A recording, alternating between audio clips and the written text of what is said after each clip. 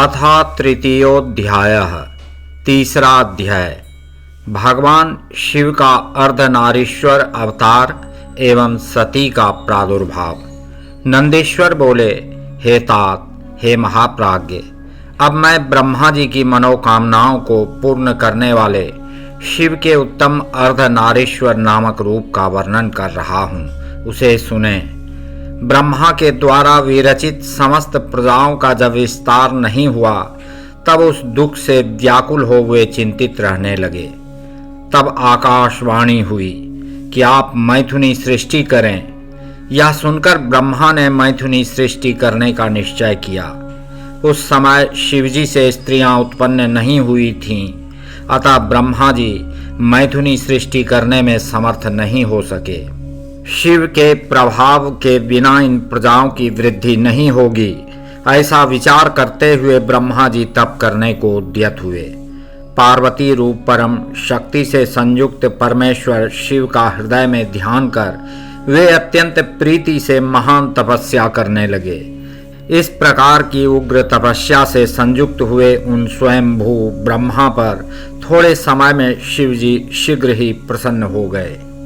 उसके पश्चात भगवान हर अपनी पूर्ण चैतन्यमयी ऐश्वर्यशालिनी तथा सर्वकाम प्रदायिनी मूर्ति में प्रविष्ट होकर अर्धनारी नर का रूप धारण कर ब्रह्मा के पास गए।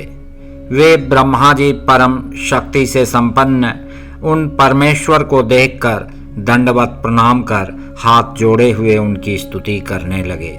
इसके बाद देवाधिदेव विश्वकर्ता महेश्वर ने अत्यंत प्रसन्न हो मेघ के समान गंभीर वाणी में सृष्टि के लिए ब्रह्मा जी से कहा। ईश्वर बोले, वत्स, हे महाभाग, हे मेरे पुत्र पितामह, मैं तुम्हारे समस्त मनोरथ को यथार्थ रूप से जान गया हूँ। प्रजाओं की वृद्धि के लिए ही तुमने इस समय तपस्या की है। उस तपस्या से मैं संतुष्ट हूँ और तुम्हें इच्छित वरदान दे रहा हूँ। परम उदार एवं स्वभाव से मधुर यह वचन कहकर भगवान शिव ने अपने शरीर के वाम भाग से देवी पार्वती को अलग किया।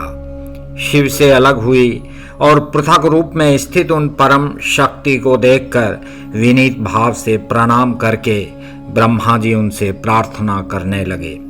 ब्रह्मा जी बोले, हे शिवे, आपके पति देवाधिदेव शिवजी ने सृष्टि के आदि में मुझे उत्पन्न किया और उन्हीं परमात्मा शिव ने सभी प्रजाओं को नियुक्त किया है।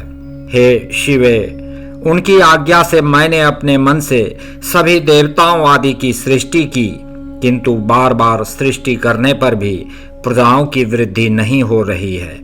इसलिए अब मैथुन से होने वाली सृष्टि करके ही मैं अपनी समस्त प्रजाओं की वृद्धि करना चाहता हूँ। आपसे पहले शिवजी के शरीर से स्त्रियों का अविनाशी समुदाय उत्पन्न नहीं हुआ, इसलिए मैं उस नारी कुल की सृष्टि करने में असमर्थ रहा। सभी शक्तियाँ आपसे ही उत्पन्न होती हैं, इसलिए मैं परम शक्ति स्वरूपा आप अखिलेश्वरी से प्रार्थना कर रहा हूँ। हे शिवे, हे माता, इस चराचर जगत की वृद्धि के लिए नारी कुल की रचना का सामर्थ्य प्रदान कीजिए। हे शिव प्रिय, आपको नमस्कार है।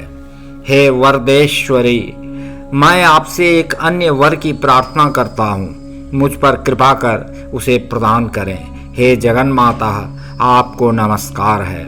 हे सर्वज्ञ, हे अंबिके, इस चराचर जगत की वृद्धि के लिए आप अपने एक सर्वसमर्थ रूप से मेरे पुत्र दक्ष की कन्या के रूप में अवतरित हों। ब्रह्मा जी द्वारा इस प्रकार याचना करने पर ऐसा ही होगा, यह वचन कहकर देवी परमेश्वरी ने ब्रह्मा को वह शक्ति प्रदान की। इस प्रकार यह स्पष्ट ही है कि भगवान शिव की परम शक्ति वे शिवा देवी विश्वात्मिका अर्थात स्त्री पुरुषात्मिका हैं। उन्होंने अपनी भौहों के मध्य से अपने ही समान कांति वाली एक दूसरी शक्ति का सृजन किया।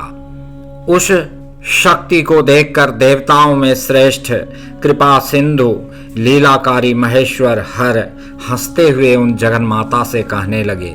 शिवजी बोले, हे देवी, परमेष्ठी ब्रह्मा ने तपस्या के द्वारा आपकी आराधना की है, अतः आप प्रसन्न हो जाइए और प्रेम पूर्वक उनके सारे मनोरथों को पूर्ण कीजिए।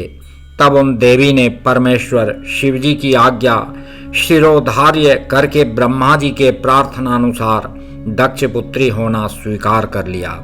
हे मुने, इस प्रकार ब्रह्मा को अपार शक्ति प्रदान कर वे शिवा शिवजी के शरीर में प्रविष्ट हो गईं और प्रभु शिव भी अंतर्धान हो गए। उसी समय से इस लोक में सृष्टि कर्म में स्त्रियों को भाग प्राप्त हुआ। तब वे ब्रह्मा जी बहुत प्रसन्न हुए और मैथुनी सृष्टि होने लगी। हे तात, इस प्रकार मैंने आपसे शिवजी के अत्यंत उत्तम तथा सज्जनों को परम मंगल प्रदान करने वाले इस अर्ध नारी और अर्ध नर रूप का वर्णन कर दिया।